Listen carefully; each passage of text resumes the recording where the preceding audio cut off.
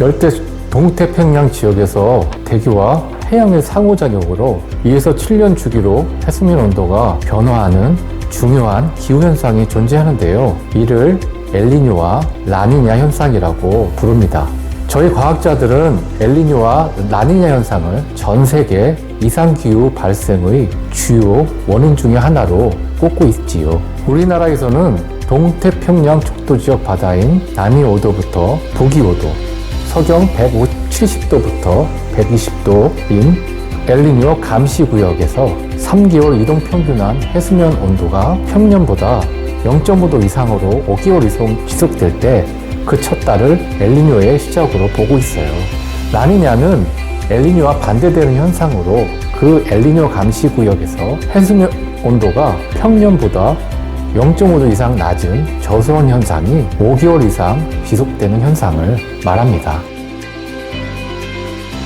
보통 엘니뇨 라니냐는 봄철에 시작해서 여름에서 가을철에 발달하고 겨울철에 최고 강도에 도달합니다. 라니냐는 스페인어로 여자아이라는 뜻이고요. 주로 남자아이라는 뜻의 엘니뇨 이후에 이어서 발생하는 경우가 많습니다. 적도 부근 열대태평양은 지구상에서 가장 많은 태양 에너지가 유입되는 곳으로 해수면 온도가 다른 지역에 비해 항상 높아요. 평소에는 적도 부근 열대 서태평양의 해수면 온도는 높고 동태평양은 상대적으로 낮아서 서고 동조의 해수면 온도 분포를 보입니다. 대기에서는 적도를 따라 무역풍이 동쪽에서 서쪽으로 불고 있으며 상대적으로 따뜻한 서쪽 태평양에서는 우박이나 레우와 같은 대기 현상을 발생시키는 대류 활동이 활발하게 나타납니다. 또한 그 무역풍이 동태평양의 따뜻한 표층해수를 서쪽으로 밀어내고 그 자리를 차가운 깊은 바다의 해수가 올라와 채우게 돼요. 그래서 상대적으로 동쪽 태평양은 더 차갑게 되지요. 라니냐가 발생하는 동안 동쪽에서 서쪽으로 무역풍이 더 세게 불게 되는데 깊은 바닷속 차가운 해수가 더 많이 올라오면서 적도 부근 열대 동태평양의 해수면 온도가 평년보다 0.5도 이상 낮아지게 됩니다.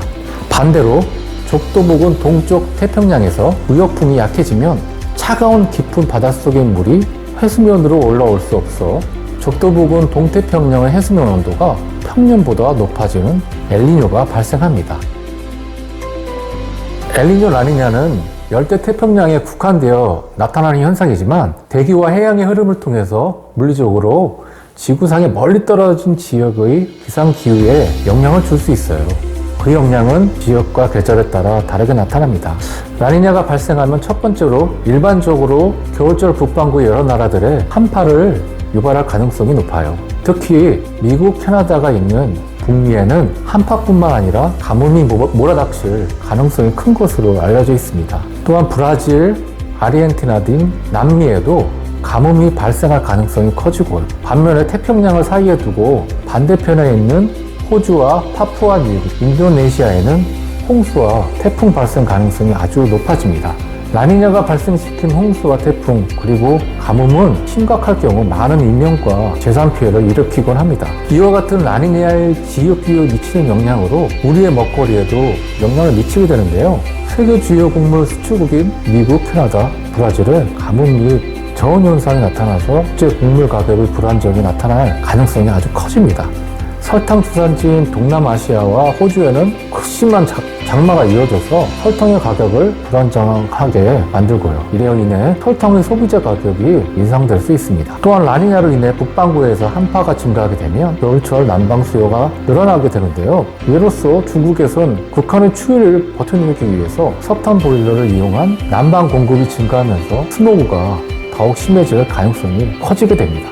동남아시아, 인도, 호주에 홍수가 들면 석탄과 철광석, 광산 조업이 차질이 빚어져서 광물 자원 가격이 뛸 수도 있어요. 실제로 2010년과 2011년 라니냐가 발생했을 때 호주 퀸즐랜드에는 홍수가 발생했고 석탄과 철광석 광산 조업이 한동안 중단된 적이 있습니다. 또한 세계 최고의 주석 수입국인 인도네시아도 홍수로 조업에 차질을 빚으면서 주석 가격이 뛰었습니다. 라니냐가 영향을 주는 해 겨울철에는 북서태평양 고기압 부근에서 저기압성 흐름이 형성됩니다. 북풍 계열의 바람이 우리나라로 자주 유입이 되면서 기온이 평년보다 낮고 강수량이 적은 경향을 보이게 되는데요.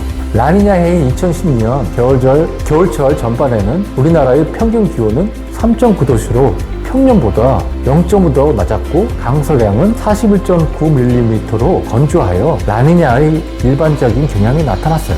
그런데 우리나라 겨울철 기온은 열대 지역에서 나타나는 라니냐의 영향뿐만 아니라 북극 해비, 유라시아 대륙 눈덮임, 북극 진동 등으로 형성되는 중위도 기압계의 영향도 함께 받아 나타나기 때문에 겨울철 라니냐가 발달한다고 해서 항상 우리나라가 추운 것은 아닙니다. 2016년 겨울에도 라니냐가 발생하였으나 이때 우리나라 겨울철 전반의 평균 기온은 5.4도씨로 평년보다 0.9도 높았고 강수량은 97.7mm로 평년보다 많았습니다.